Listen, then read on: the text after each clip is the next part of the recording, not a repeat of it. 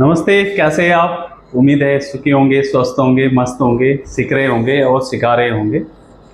इस ज्ञानवर्धक श्रृंखला की हम डांस को कहानी तक पहुंच गए। 99th story, the highest level of satisfaction, जो इस कहानी का टाइटल है, शीर्षक है।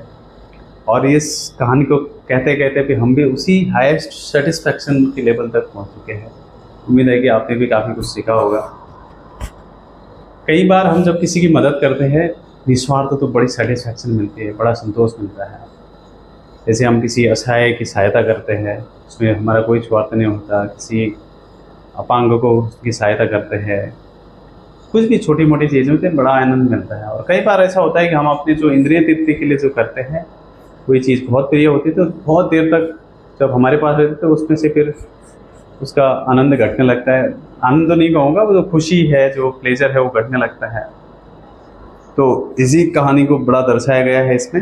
एक बार ये जो प्रथम विश्व युद्ध की कहानी है, दो दोस्त है, एक ही अस्पताल में पैदा हुए, एक ही विद्यालय में पढ़े, एक ही समाज में रहे और एक ही साथ दोनों में सेना में भर्ती हुए। और जब सेना में भर्ती हुए तो विश्व युद्ध पहला जो छिड़ा बड़ा भयावह था। युद्ध कोई भी भयावह होता नहीं है, विनाशकारी होता है। तो उनका नाम था जिम और जैक। तब जब लड़ाई शुरू हुई तो एक उसका दोस्त घायल हुआ और वहाँ से कहीं दूर था वो। तो उसने, जो उसका दोस्त था जिम, उसने अपने कमांडर से पूछा, कर्नल साहब से, लेफ्टिनेंट से, कि भाई मैं क्या अपने दोस्त के पास जा सकता हूँ देखने, उसको बुला रहा है मुझे। उसने बोला कि नहीं, आपका वहाँ जाना ठीक नहीं है, वो शायद मर चुका है, आप वहाँ मत जाओ। फिर भी आप जाना चाहते हो तो आप जा सकते हैं, अनुमति है।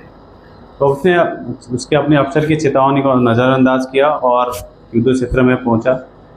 और उसका दोस्त अंतिम उसमें था और उसने गले लगाया और उसने जो शब्द बोले, मुझे पूरी तरह से उम्मीद थी कि तुम आओगे।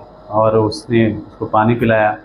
फिर वो अपने उसको दोस्त को कंधे पे लेके शिविर पे लेके आया, उसकी चिकित्सा करी गई, लेकिन वो डेड हो चुका था। तो उसके कर्नल ने पूछा कि भाई मैंने पहले ही कहा था, आप भी घायल हो चुके हैं, आपका उस दोस्त को यहाँ लाना ठीक नहीं है। मतलब ठीक नहीं था क्योंकि वो ऑलरेडी मर चुका था। उसने बोला, अब बिल्कुल सर, वो अभी भी जिंदा है। मैं जो वहाँ जाके जो उसने जो शब्द कहे, जब मैंने उसको पानी पिलाया, मुझे उम्मीद थी कि तुम अवश्य आओगे, तो मुझे सेटिस्फैक्शन मिला। उसके बाद अब मुझे कुछ नहीं चाहिए। ऐसे ही सेटिस्फैक्शन कई बार आपको भी मिला होगा, हमें भी मिलता है। और किसी और को भी मिलाते रहिए, सीखते रहिए, सिखाते रहिए। वंदे मातरम।